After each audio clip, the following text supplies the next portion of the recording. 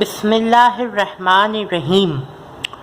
کائنات کے سب سے بڑے معلم سے سب سے بڑے عالم نے تعلیم لی اور مومنوں کو دی۔ السلام علیکم ناظرین، حمزہ وائس ہادی کے چینل پر آپ کو پھر سے خوش آمدید کہتا ہوں۔ امید کرتا ہوں کہ آپ سب لوگ خیریت سے ہوں گے۔ اللہ آپ پر اپنی رحمت کا سایہ ہمیشہ قائم رکھے۔ آج میں آپ کو رحمت خدا کی امیدوار بنانے والی آیت کے بارے میں بتانے جا رہا ہوں، جو کہ شاید کسی نے آپ کو بتائی ہو۔ اس ویڈیو میں آپ کو بندوں کو سب سے زیادہ رحمت خدا کی امیدوار بنانے والی آیت کے بارے میں بتاؤں گا۔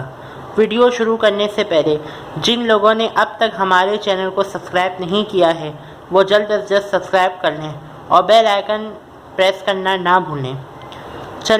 چلتے ہیں اپنی ویڈیو کی جانب۔ بسم اللہ الرحمن الرحیم۔ بندوں کو سب سے زیادہ رحمت خدا کی امیدوار بنانے والی آیت۔ روایت میں ہے کہ ایک روز حضرت امیر المومنین اپنے چند اصحاب میں تشریف رکھتے تھے۔ حاضرین سے پوچھا گیا کہ تمہارے نزدیک قرآن میں کون سی ایسی آیت ہے جو سب سے زیادہ بندوں کو رحمت خدا کی امیدوار بنانے والی ہے؟ ایک شخص نے کہا کہ ان اللہ لا یغفر ان یشرک بہ ویغفر ما دون ذلک لمن یشاء۔ حضرت علی نے فرمایا یہ ایک نیکی ہے، یہ وہ آیت نہیں ہے۔ دوسرے شخص نے کہا کہ یا عباد الذین اسرفوا علی انفسہم وتقنطوا من رحمت اللہ۔ حضرت نے پھر فرمایا کہ یہ بھی ایک نیکی ہے، یہ وہ آیت نہیں۔ تیسرے شخص نے کہا کہ والذین اذا فعلوا فاحشۃ او ظلموا انفسهم ذکروا اللہ فاستغفروا لذنوبہم۔ حضرت علی نے فرمایا کہ یہ بھی حسنہ ہے، یہ وہ آیت نہیں ہے۔ آخرکار سر جھکا لیا اور عرض کیا کہ ہمیں کوئی اور آیت معلوم نہیں، آپ ہی بتائیں کہ وہ کون سی آیت ہے۔ تب حضرت علی نے فرمایا کہ وَأَقِیمُوا الصَّلَاةَ طَرَفَیِ النَّہَارِ وَزُلَفًا مِنَ اللَّیلِ۔ ترجمہ: بسم اللہ الرحمن الرحیم۔ اور پیغمبر آپ دن کے دونوں حصوں میں اور رات گئے نماز قائم کریں کہ نیکیاں برائیوں کو ختم کر دینے والی ہیں، اور یہ ذکر خدا کرنے والوں کے لیے ایک نصیحت ہے۔ سورہ ہود آیت نمبر 114۔ پھر فرمایا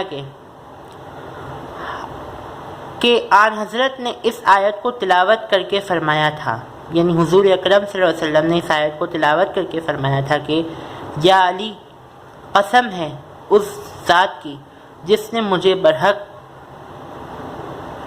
بشیر و نذیر بنا کر بھیجا، جب تم میں سے کوئی شخص وضو کرتا ہے تو اس کے اعضائے وضو کے گناہ جھڑ جاتے ہیں، اور جب وہ اپنے ظاہر و باطن کو خدا کی طرف متوجہ کرتا ہے اور اپنی نماز کو مکمل کرتا ہے تو گناہوں سے اس طرح باہر آ جاتا ہے گویا اپنی ماں کے پیٹ سے ابھی پیدا ہوا ہو۔